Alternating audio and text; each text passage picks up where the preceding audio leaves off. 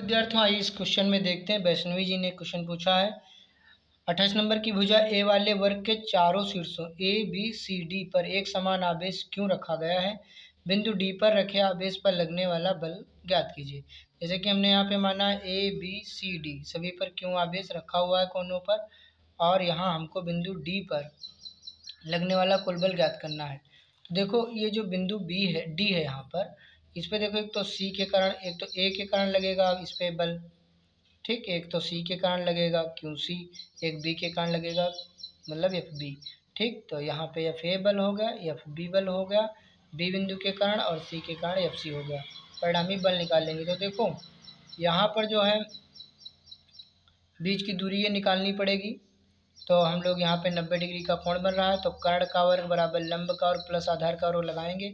तो कर्ण का वर्ग क्या है, बी डी का वर्ग बराबर लंब कितना है, लंब भी ए स्क्वायर है, आधार भी ए स्क्वायर है, तो कितना हो जाएगा 2a स्क्वायर हो जाएगा। तो बी डी जब रूट लगाएंगे तो ए स्क्वायर का ये बाहर आ जाएगा, √2 अंदर रह जाएगा, तो ये बीच की दूरी हो जाएगी।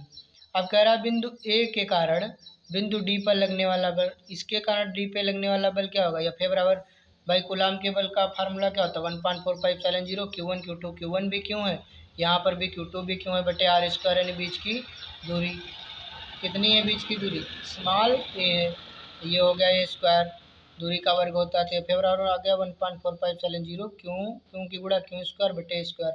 किधर की तरफ बल लग रहा है, ए से डी की ओर, ए डी दिशा में, तो ये हो गया।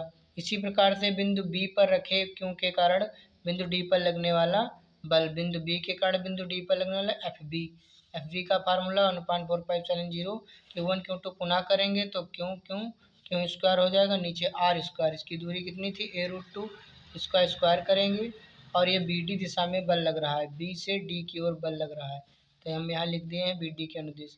एफ बी बराबर 1.4570 क्यों स्क्वायर बटे ए स्क्वायर और √2 का 2, तो ये हो गया। इसी प्रकार बिंदु सी के कारण बिंदु डी पर लगने वाला बल, तो यहाँ पर एफ सी बराबर क्या होगा 1/450 क्यों स्क्वायर बटे ए स्क्वायर, क्योंकि ऊपर तो Q1 Q2 के स्क्वायर हो जाएगा, नीचे की दूरी तो इस बार ए ही है सी से डी तक की, तो यहाँ पे ए स्क्वायर हो जाएगा। सी डी के अनुदिश सी से डी दिशा में लग रहा था, डी पर रखे आवेश के ऊपर परिणामी बल। अब हम लोग देखेंगे इस पर परिणामी बल देखेंगे, तो परिणामी बल क्या होगा, एफ बराबर F A cos theta plus F B plus F C cos theta. इसको समझ लेते हैं डायग्राम से।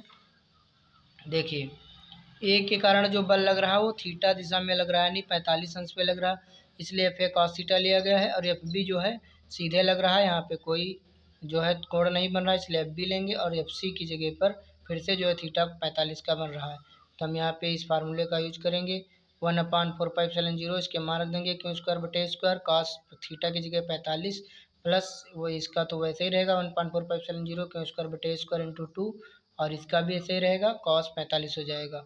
cos 45 का मान 1/√2 होता है, ये हमने अलग से इसमें लिखा अगली लाइन में। फिर हमने क्या किया 1/4 क्यों स्क्वायर बटे स्क्वायर कॉमन ले लिया 1/√2, और इसमें 1/2 बच गया, और इसमें 1/√2, इसमें 1/2 एक्स्ट्रा था।